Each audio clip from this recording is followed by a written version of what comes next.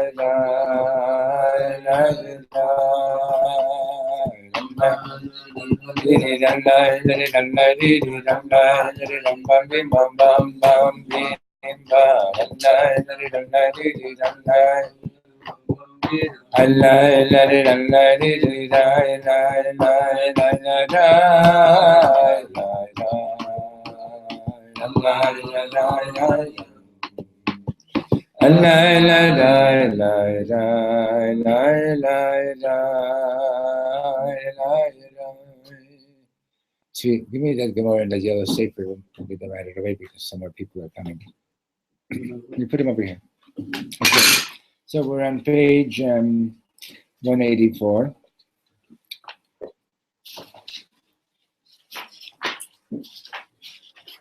Yesterday we were talking about Rabbi Nachman's teaching about being connected with your supernal point, right? And connecting your point below with your point above. And he said that if you're connected just below, so you look at one person, you say, oh, you're okay, another person is not okay, etc., etc. All that judgmentalism, but when you're connected above, which means that you're connected with the Beit HaMikdash, which is our connection with heaven, right? So then you see the unity that puts us all together, right? Mm-hmm. Page 184. When the face is covered. Esther, panim is singular or plural? So why do we say panim in plural? Why do we say in English a face is singular? In Hebrew, panim is plural. Why psychologist, that's you? Sure. Why? Adult education. I think I used to know this. Huh? I think I used to know this. And is it because we have multiple faces? Because we have more than one face, right? Things that we see and things that we don't. There's things that we see and things that we don't see. Yeah. And you know the same word with different vowels is pnim, which means what? The inside, right? Because your face reflects your insides, right? Mm.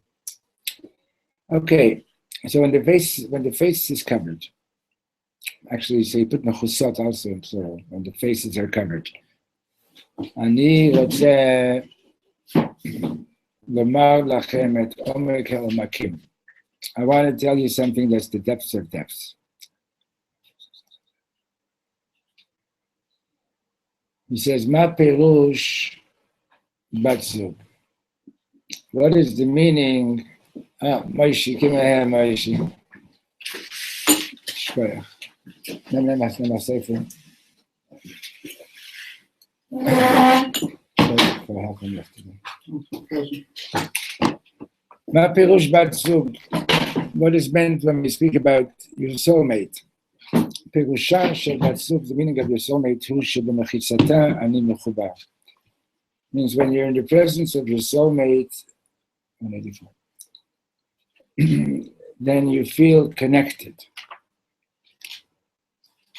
הנקודה התחתונה שלי והנקודה העליונה שלי מחוברות. My lower point, my earthly point is connected with my supernal point.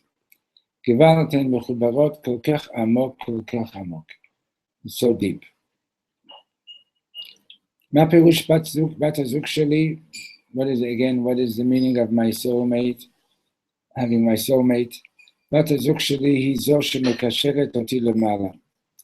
My soulmate is the one that connects me with my supernal point. וכעיקרון, and basically, בני זוג הם אנשים שהחיבור שלהם הוא גם למטה וגם למעלה. So a couple, in other words, that fit with each other, are people whose connection is present both in this world and in the supernal realm, right? You know that one of my Chabad friends, Shaliach, once told me that, that when people come to them and they say that they're not having a good relationship with God, it's okay, somebody's there.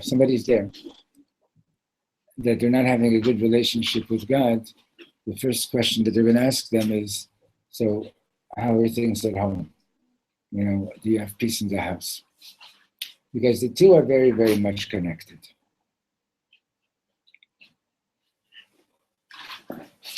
The two are very much connected. And Tzvi, pour him a drink, please. He'll find out it's vodka. Okay. So, because that's the reality, your soulmate is very, very much a part of you being connected in heaven. And, it works the other way around also. In other words, if you think that you're connected in heaven, then that has to be reflected in your relationship with your soulmate as well. If it's not reflecting with your relationship with your soulmate, or in your relationship with other people, so then don't fool yourself. You're not really so connected above. Kedoshim וידבר שם משה לאמור דבר את כל קהל הדת בני ישראל, speaks to the entire community, קדושים תהיו. So this is one of the mitzvot. Usually most mitzvot were taught by Hashem to Moshe, who then transmitted the information through Aaron the Kohen and the elders. They would teach it to us, right? But there's a whole parsha of mitzvot, a whole parshat Kedoshim, which was taught Bahakel, where everybody was there together. So the Netziv says that, the mitzvah of being holy is taught specifically in community to let you know that to be holy means to be holy in community. In other words, don't think that being holy is going up hiding in a cave. Yes, Reb Shlomo Bar Yochai had to do that because he was escaping from the Romans, but as soon as he was able to get out, he left. Understand this? Some people think like another religious practices. They think that that the way to be a holy person is to isolate yourself, and it's not the truth. You can isolate yourself and you can meditate, etc., but that's It's can be very positive and very helpful, etc., etc. But it's not what Hashem has in mind. What Hashem has in mind is like really down to earth holiness in the presence of your community. And it doesn't mean that you have to walk around looking like oh, you're more religious than everybody or anything like that. On the contrary, outwardly, there's a teaching from Baal Shem Tov, Matovu Olecha Yaakov Mishkenotecha Yisrael. And so he says, how wonderful are your tents, Jacob, your dwelling place is Yisrael. So he says, what's the difference between Ohel and Mishkan? So the Ohel, the tent, is the exterior aspect of your tent, and Mishkan is the inner aspect of your tent. So externally, Yaakov, Matovu Olecha Yaakov. Externally, it's Yaakov is, Yaakov and Israel is the same person, right? But Yaakov is on the worldly level, outside. He doesn't go and flaunt how holy he is. He's holy. He doesn't. It's like but on the inside your tent, that's where you should be Israel. That's where you should be totally focused on your higher self. But outside, you got to sort of just know how to get along with the people, and be with the people, and it's as much a part of living your Judaism as it is to live it inside your tent. But you just have to understand that outside, you got to meet the people in a way that they can relate with you. Okay. So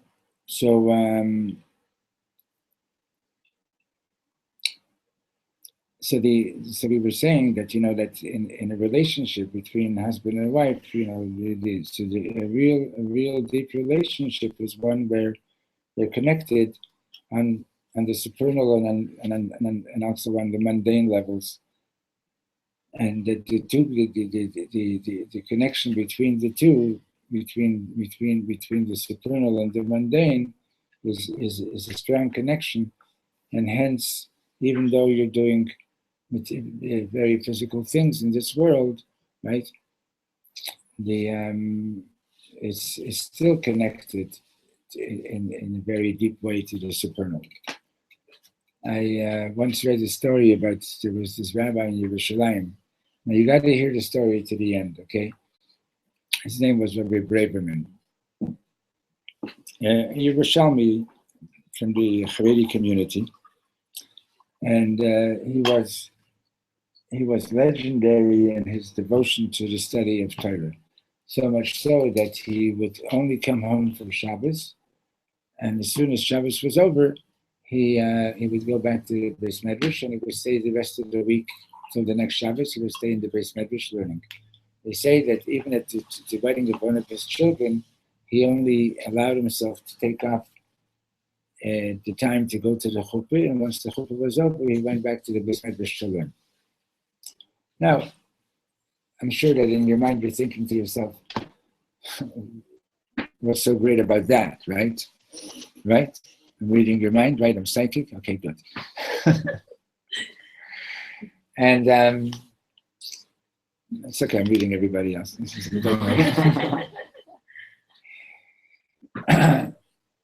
So, when Rabbi Ribbon passed away,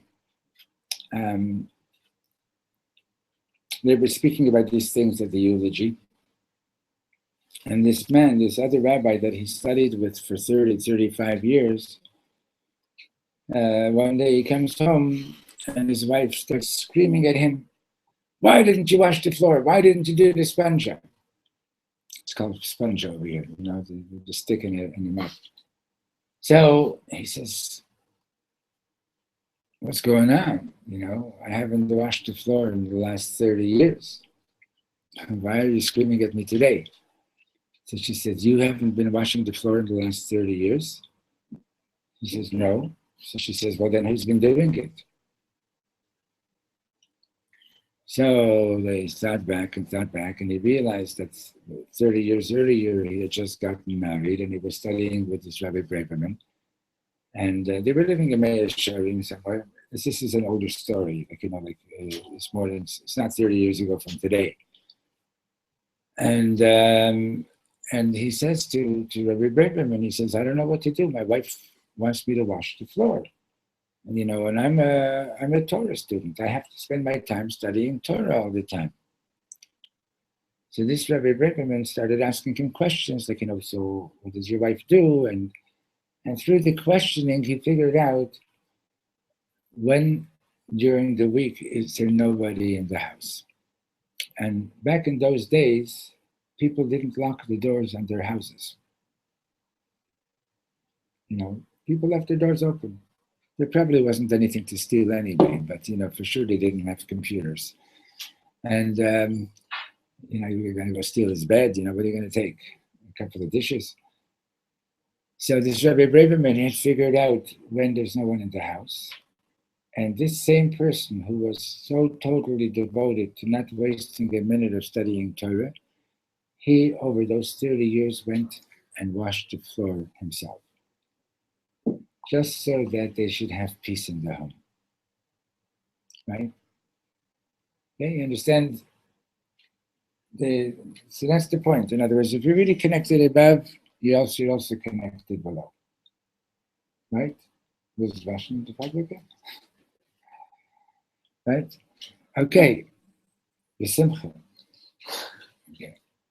So, I want you to know, when a man and a woman meet, why does it take them so long till they get married? That's a long time. Huh? That's a long time. 7 years? A year? 6 months? 3 months? Okay. Too short. So he says, it's not because they're busy with their supernal points, but it's because they're so caught up with their lower dimension of life that they're just going crazy about that. In other words, they're just like, oh, do you do this? Do you do that? And do I do that? Do I do this? And they're just spending all their time thinking about, how are we going to work out our lives on this earth plane, and ignoring being focused on the supernal realm. There's somebody at the door. Want to let him in? Thank you.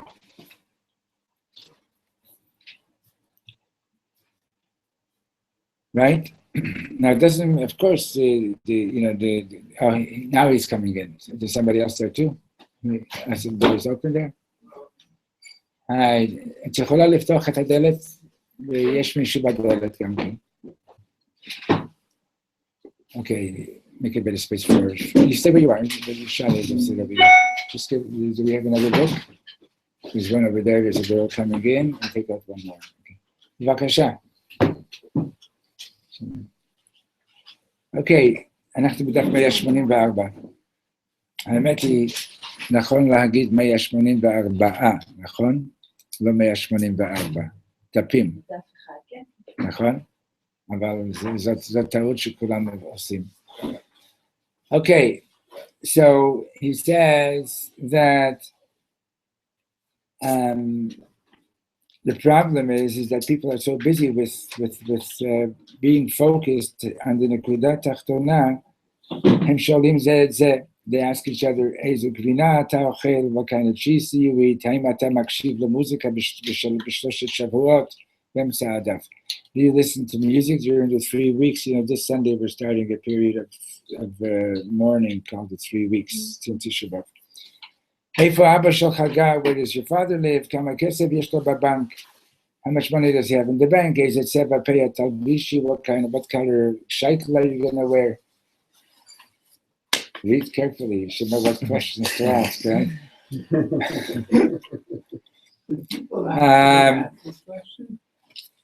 I never asked these questions. You're from a different generation, but you didn't ask to see, can I see a picture of your mother? I want to see what you're going to look like in 35 years. There are guys that won't go out. There are guys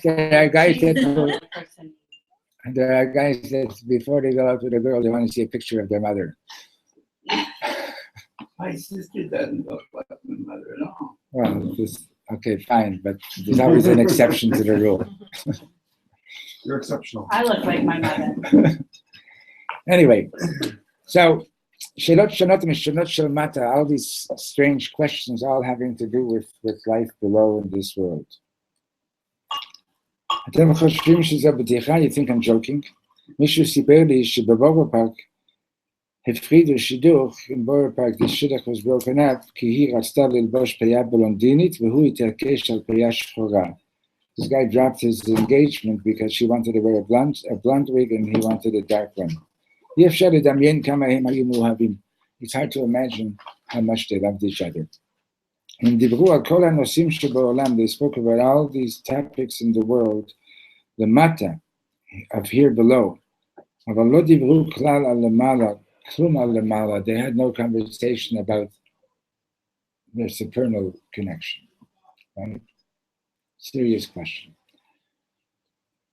I actually met a young man a number of years ago. His brother is one of the 5 biggest Talmidei Chachamim in the world. And his brother is like a Dayan and so on, and very big tzaddik, actually the descendant of Reb Yitzchak of Berditchev. And this young man was already in his 30s, and very serious, fine young man, and he had a business and he wasn't engaged yet. And we were sitting at his nephew's wedding, sitting together. We were talking, and so he started telling me, he lives in Borough Park and he's had a hard time finding an appropriate girl. And he finally found one that had her act together and like her values, her appropriate values. And then one day her mother phones him up and she says, "Are you going to give my daughter $400 a week for clothing?" And he was just shocked by the question. And 10 seconds go by, she says, "Too long for an answer." And she says, "Don't call my daughter anymore." He took too long to answer. And the shidduch was over. I have a friend in New York who's a descendant of Reb Naftali of Dropshitz. And he's a scholar and he's in the business world. And he told me that he very much wanted to be a Rebbe, he wanted to be teaching and so on in the world of yeshivas. But his Rebbe told him, "No, I want you to be in the business world. And your job is going to be to help couples who are getting into financial trouble and getting into problems with shalom bias because they're too involved with the mundane, and it's going to be your job how to help them correct it and get back in touch with what's really important." And he besides all the work that he does, he spends a lot of time counseling couples how to manage their budget, etc., etc. And it's a serious issue. And again, in other words, you got to have the supernal connected with the mundane. You got to have the mundane connected with the supernal. But you can't be all supernal. You can't be all mundane. ב-15 באב, on the 15th of Av, כל השידוכים נעשים מהר מאוד. You know what the 15th of Av is, right? There's a Mishnah that says, remember the Mishnah Tzvi? לא היו ימים טובים בישראל, like what? 2 days are mentioned. Yom Kippur and the 15th of Av. מכירה את המשנה הזאת? כן? So what's so special on these 2 days? שבהם בנות ישראל היו יוצאות בין הכחמים, and the women will go out and they will borrow clothing from each other, right? So that nobody was dressed in their own clothing, and they would be dancing and they would say, Yisrael, Se'u marom einecha, lift your eyes up to heaven. In other words, focus where you need to be focusing and find your soulmate. So a lot of matches were made on those days. Now, what's the difference between Yom Kippur and the 15th of Av? So Yom Kippur, the big joy was that the service in the temple was completed and we were atoned, we were forgiven, right? Hashem forgave us and so on, right?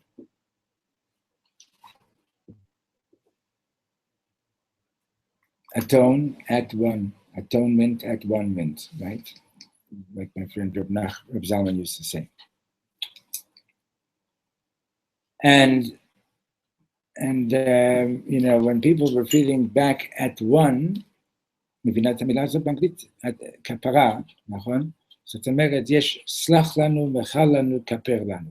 מה ההבדל בין סלח לנו, מחל לנו וכפר לנו? On Yom Kippur in the davening and also on Rosh Hashanah, you have there, we say, Slach lanu, right? Mechal lanu, kaper lanu. Slach lanu means forgive us. Mechal lanu also means forgive us. And kaper lanu means forgive us. But it's 3 levels of forgiveness. Slicha is like, somebody steps on your toe and they say, or my toe, okay, never not your toe, my toe, okay? And they say, Slicha. So I say, okay, I forgive you. But do me a favor, the next time that I see you coming, do you mind if we walk on separate sides of the street? אני סולח לך, אבל בבקשה, תעמוד מרחוק, מחילה is okay, I'm forgiving you more, I'm willing to walk on the same sidewalk with you. Okay? Kapara is the level of, there's no more separation between us. It's whatever, you're so forgiven that you feel back at one. You feel connected again. Okay? So, the big joy is that we feel connected again. Okay? Now, and when you feel connected again, then you're open to finding your soulmate. Right?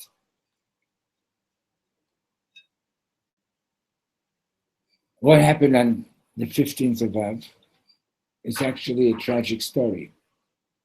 You know the story?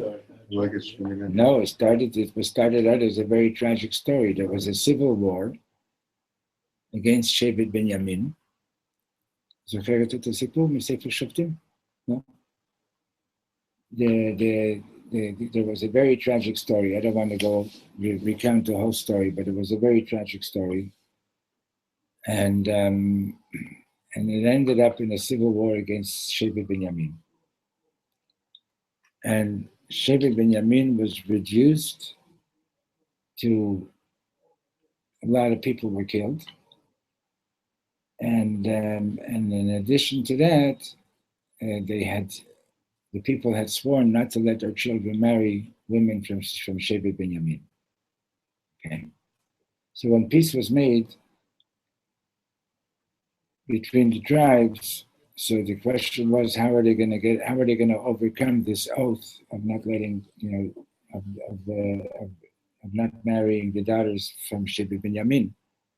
So what was done was that the women went out on the 15th of Av. It was the 15th of Av. They went out and they danced, and shidduchim were made. People found their soulmates. Now the tragedy in that story was something terrible that was done by men to a woman.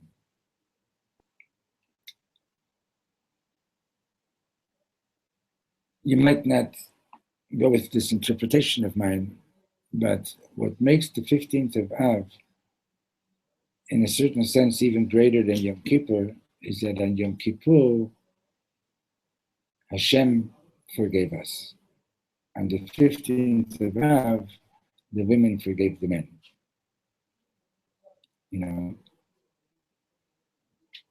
Somebody's at the door. On the 15th of Av, the women said, okay, we're going to forgive man.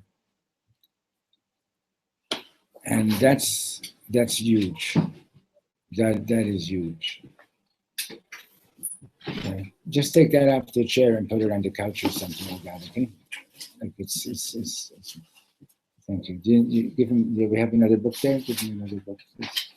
It's okay. I don't mind if we have. No charge. No charge. No charge. No charge. You just have to memorize 3 pages. Amen. Okay, good. That's a great idea. Yeah, Tzvi, you want to say something? No. Okay. I think Now- I thought Tu B'Av originated in the Midbar on the 40th year. That's right. That's another reason that Tu B'Av is a happy occasion, because in the 40th year, every year on Tisha B'Av, people would go and they would bury themselves in the sand, and the people who weren't going to get into Israel, they died, right? And every year a certain number of them died, right? And then in the last year, nobody died on Tisha B'Av. And they thought maybe they're wrong in their calculations, so they waited until Tu B'Av. You know, but that's a separate. That's another reason. Shaul, I think Shaul HaMelech got married on Tu B'Av. Okay, if you say so, Michal, I don't happen to know, but I'm not saying exactly. no, maybe you know. I just don't know. I don't know. I don't know about that. Was Tu B'Av when they went out to dance? Was that after? After They that, began after the end of the Civil War. after the Civil War was over. Yeah. And who made that announcement? Do you know? You look it up, okay?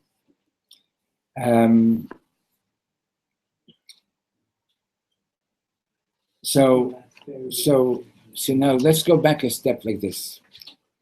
When Chava gave Adam the fruit of the tree of knowledge, right?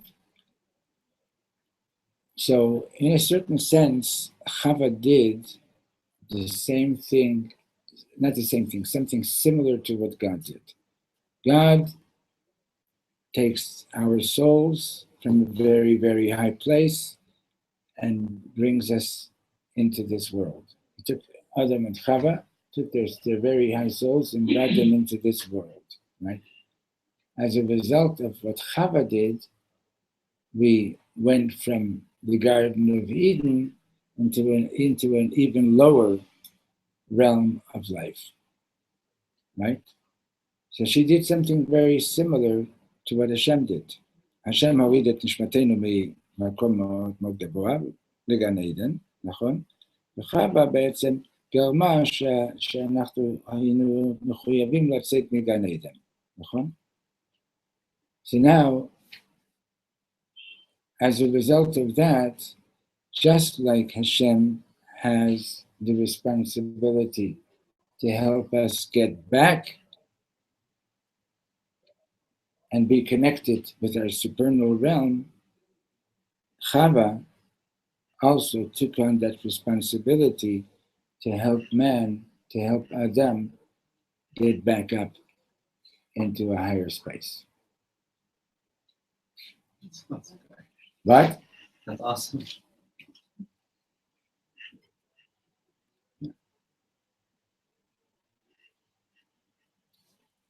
Okay, so you have something to take with you. Yeah, I got it. See you tomorrow? Yeah.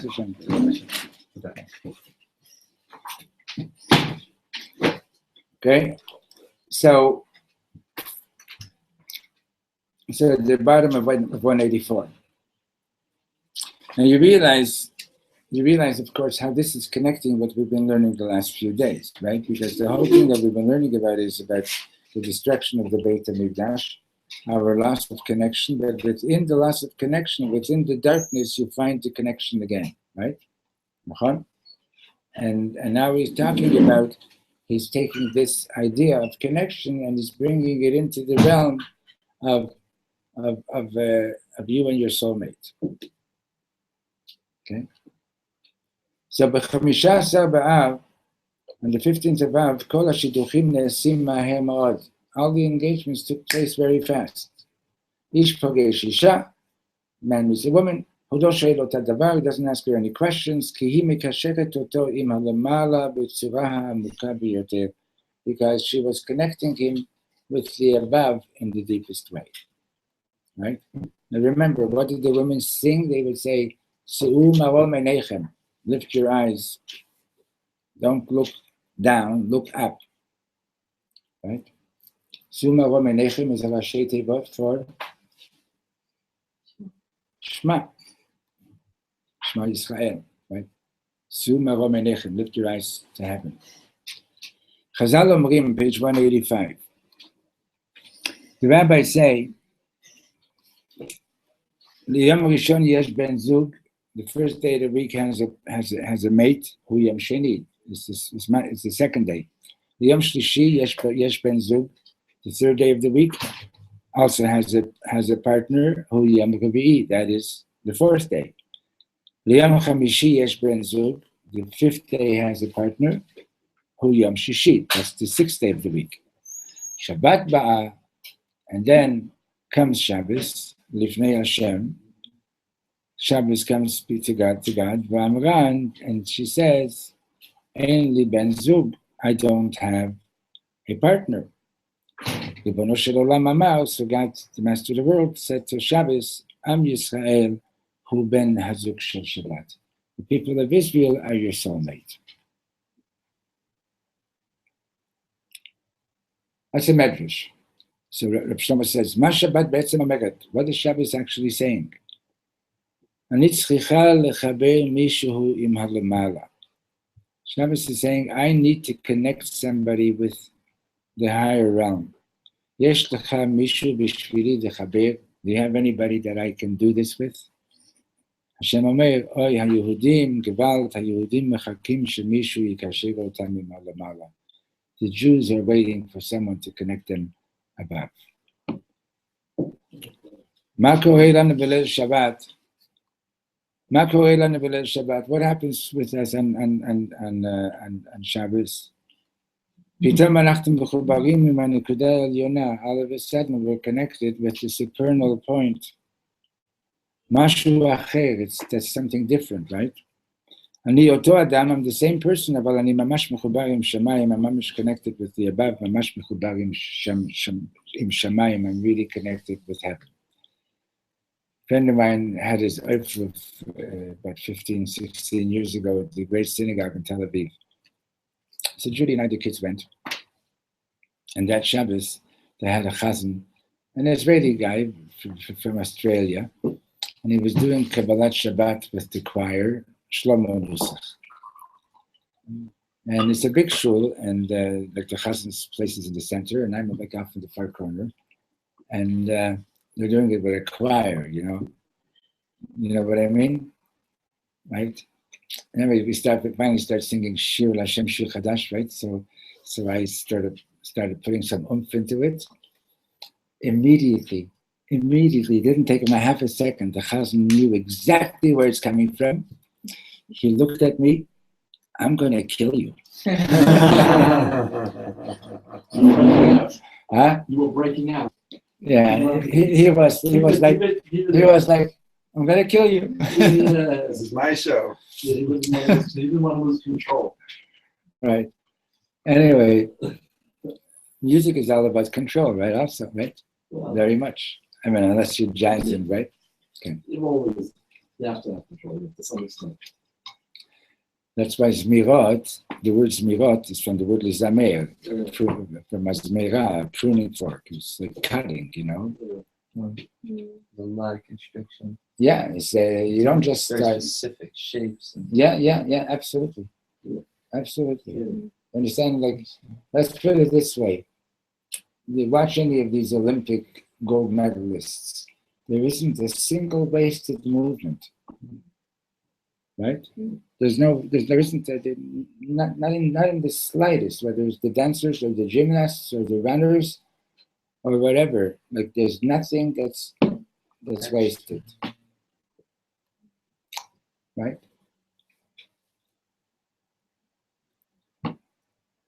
It's like, I told you the story about Toscanini that I heard at a Fabrengen? Yeah. Right, Toscanini. You heard about Toscanini? He used to sell milk and eggs in Italy. And goat cheese. And goat cheese. Somebody's at the door. Thank you, did you? Okay. Arturo Toscanini. So somebody was writing, somebody was writing a biography, doing a biography on him. And so one day during the interview, Toscanini said that, okay, we have to stop because they're playing a concert of mine on the radio. Right? It was actually more like a rehearsal or whatever it is, and I want to hear how they're doing it. A symphony of mine. And Toscanini listened to it. It was like over an hour or whatever it was, and the biographer says, so how was it? So he says it was good, but one violin was missing. Biographer is like, okay. He actually went and got in touch with the conductor to find out if there was anybody absent from that performance, and he said, yeah, there was one violinist missing.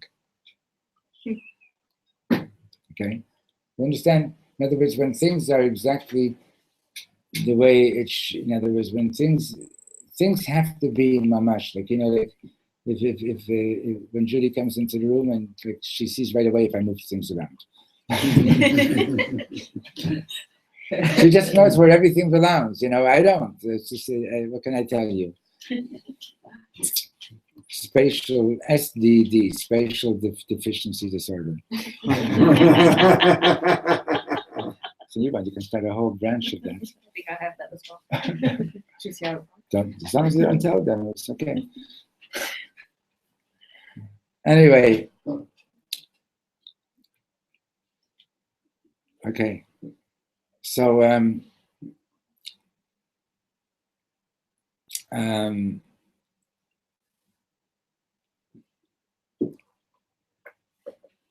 so what happened there, what was interesting in the shul there was that what I really wanted to tell you about that Shabbos is it's like a Bnei Akiva type of crowd, like modern is Mizrahi, Dati, Leumi, and so on.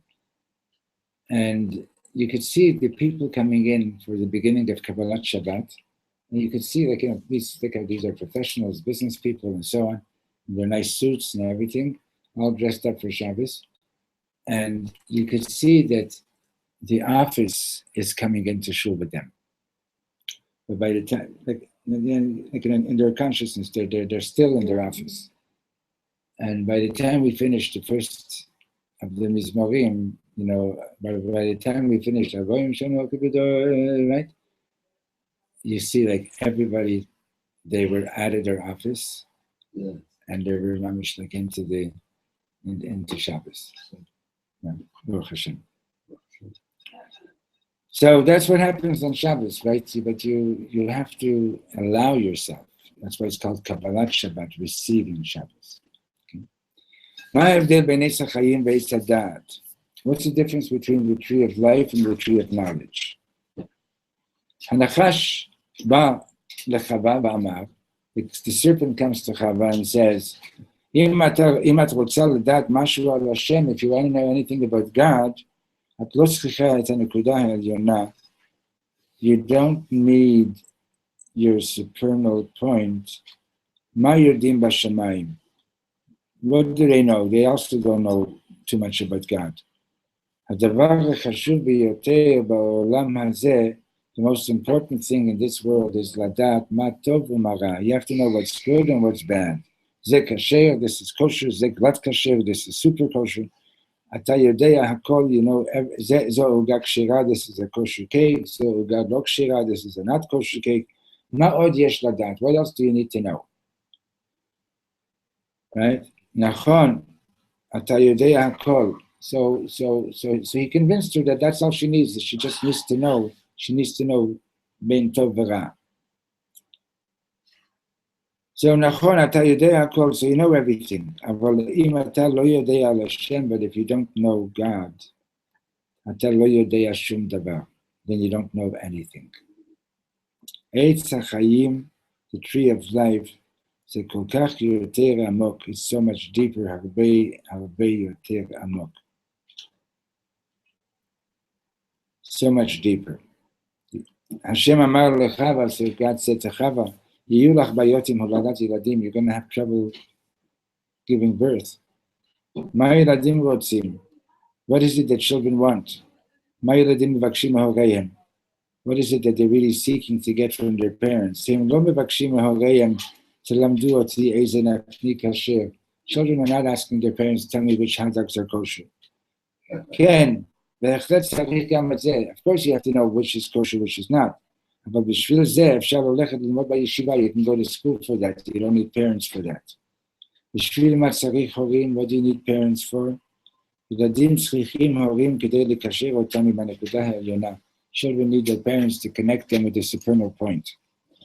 הורים שיתנו להם טעם של שמיים, that their parents should give them a taste of heaven. Right? But the parents themselves have to know what to come to mind. That's right. והשיב לב בנים על אבותם ולב אבותם, והשיב לב אבות על בנים ולב בנים על אבותם. Right? God will, sometimes God reconnects you through your children, sometimes God reconnects you through your parents.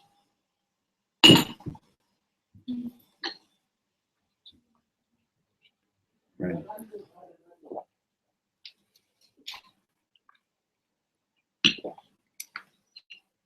L'chaim, today is Yud Gimel Tammuz. It's the day that the Frierdiker Rebbe got out of prison and was liberated. And there's some amazing things you could see on YouTube or Chabad.org. Just type in the 13th of Tammuz, and there's parts of the Farbrengen that the Rebbe did that are really awesome, where he's talking about Yud Gimel Tammuz, Yud Beis Tammuz, Yud Gimel Tammuz, and what does freedom mean, right? And etc. If you have a chance, look it up. It's really amazing to see and to listen. Okay, so page 186. לפני שילדים נולדים הם בשמיים, before children are born, where are they? They're in heaven, right?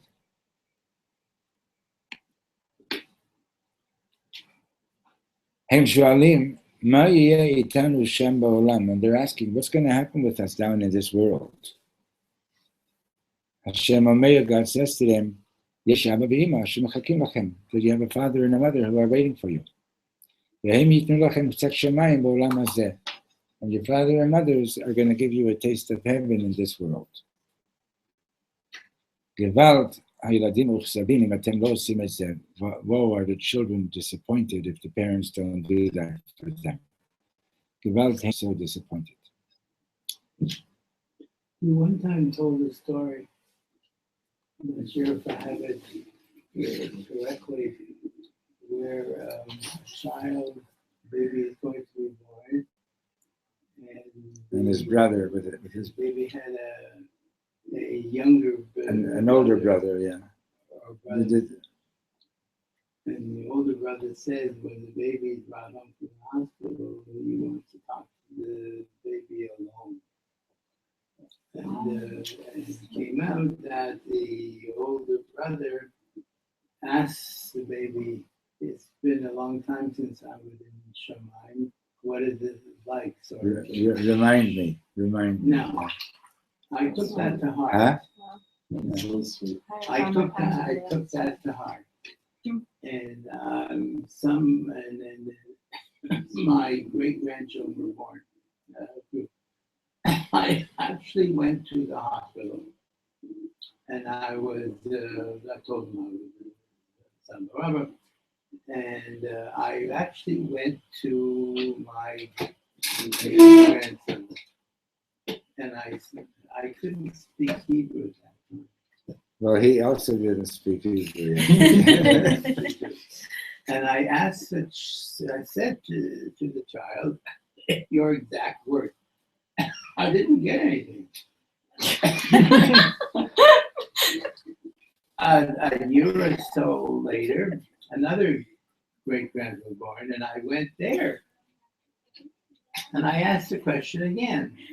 What I'm asking, is that a true story or is it a metaphor for something? Because it didn't happen.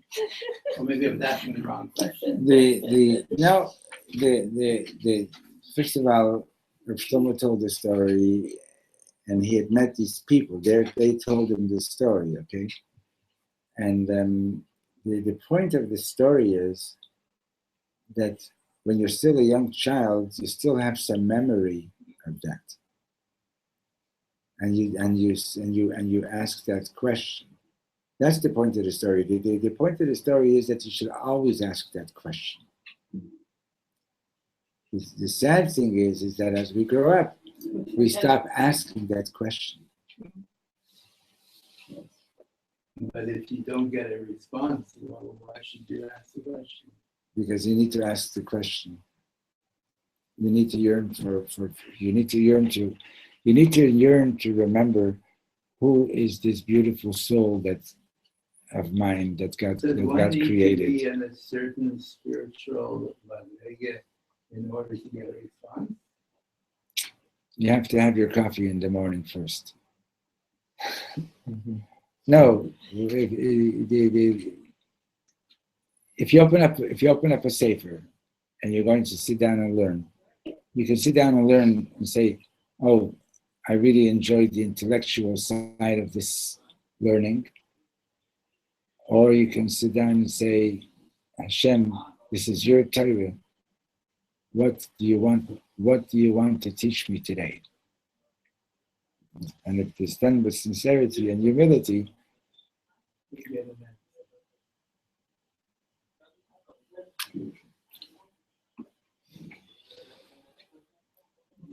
I can hardly wait to see what I'll be when I grow up.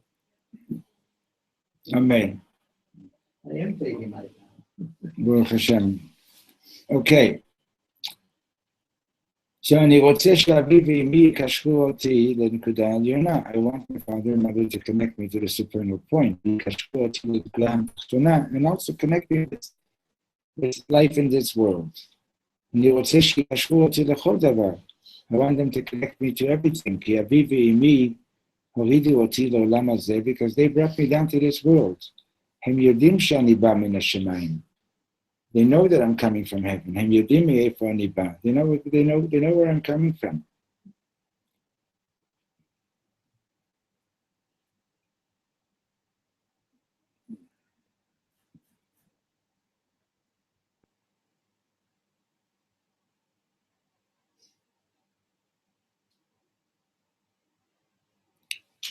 This is very deep. Yes, I'm having a difficult understanding. Well, you have to learn it a few times. You'll go over it. The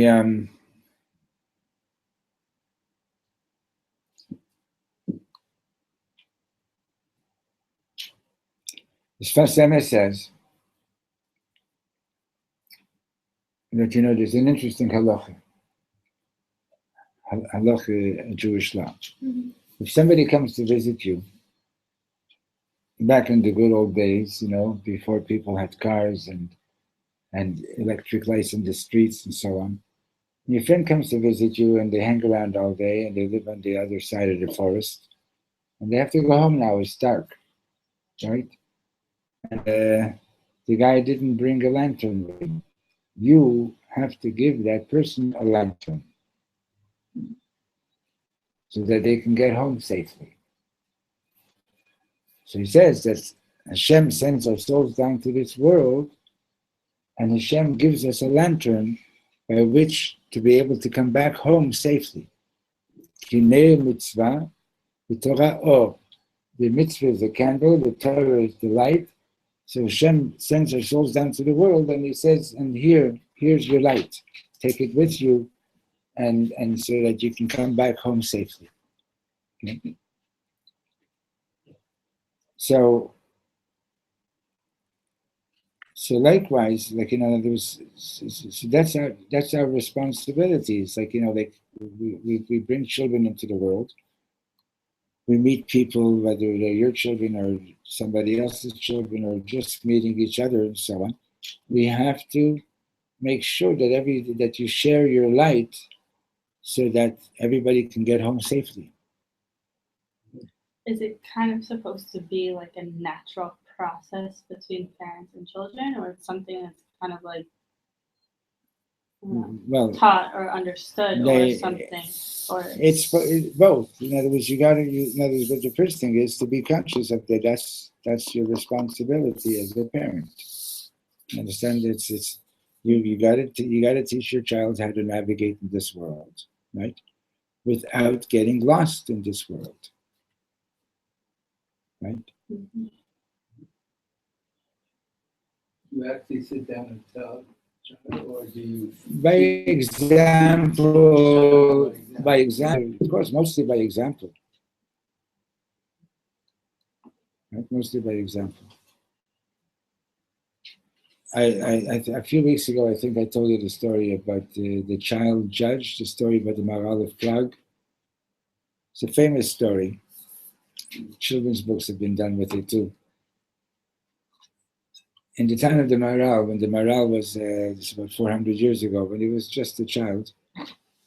So what happened one day was that there were two shopkeepers. One of them was selling spices, and the other one was selling oil. Now, the oil merchant was making a nice living, and the spice merchant was not doing so well. Anyway, one day the spice merchant, his greed and jealousy got him, and he made a little hole in the wall between his shop and the oil merchant. And one day he's looking through that hole, and he sees the oil merchant counting a whole bunch of gold coins. And I don't know, 80, 90 coins, whatever, 100. And he wraps them up in a red kerchief and puts them somewhere under his counter. Well, the spice merchant runs into the streets and he starts screaming, "I've been robbed, I've been robbed, I've been robbed." And people gather around. What happened? What happened? The police come. He says, I had a whole bunch of gold coins and so they've been stolen from my store. And this police says, "Well, what was it like? What did it, So he says, "I had it wrapped up in a red kerchief, in a red schmate, and there was like 100 of them." And the policeman says, "Is there anybody that you suspect that we should go check?" So he says, "Well, I'll tell you, like my neighbor, the oil merchant, has been sort of like watching what I'm doing lately." So the police goes into the oil merchant and they do a search and they find it. They go to court. The oil merchant says, "It's my money." Okay? The spice merchant says, "No, he stole it from me. And the proof is I knew exactly how many coins and how it was wrapped up and this and that." Anyway, the judge was having a hard time coming to a decision. And one day he's walking through a park. He sees a bunch of kids playing. And one of them says, "Let's play court."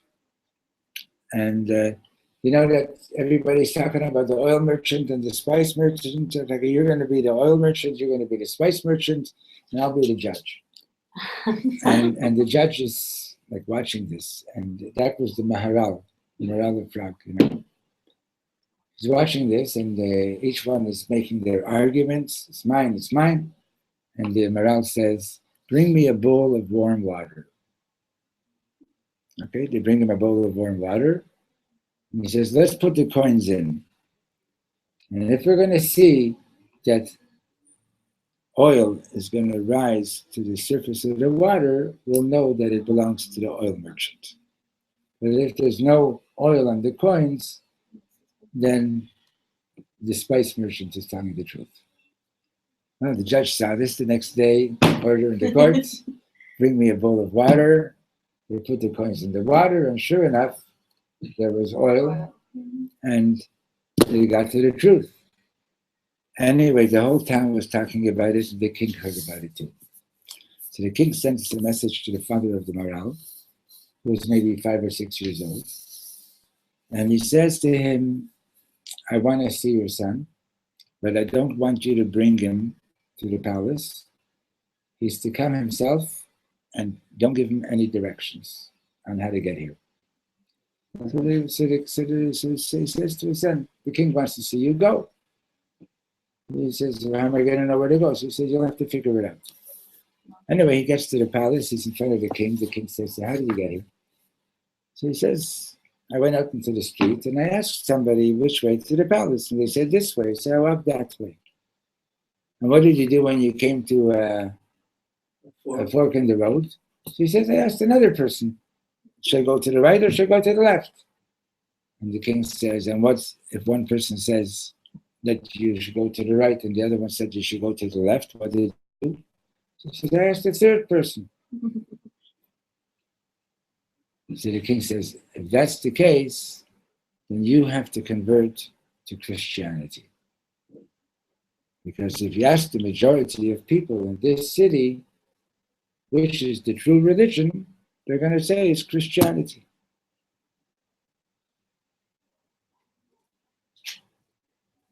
So the Maral says to the king, what if I ask somebody which way to the palace and that person said, what palace? There is no king.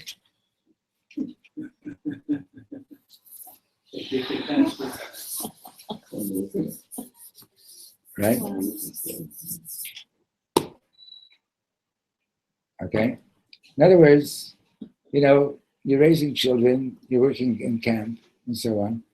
The world around over here is it's acting as if it's Alma the Shikra, the world of lies, right? Because it's in this world that you can say, hi, how are you? But please don't tell me, right? That type of thing. Or, It's like those videos of what people are really thinking. Yeah, okay. And which they plagiarized from that magazine. Anyway, but you don't know about that. Anyway, I know. But they still make it, but it's not the same quality. Anyway, so it's the world of lies. You know that there's a creator, and you can pretend that he's not here, right? You can even deny. So we we need to raise our children so that they should be aware. They should know there is a creator. There is a supernal point. You do have a connection in heaven, and know how to maintain it and know how to be with it.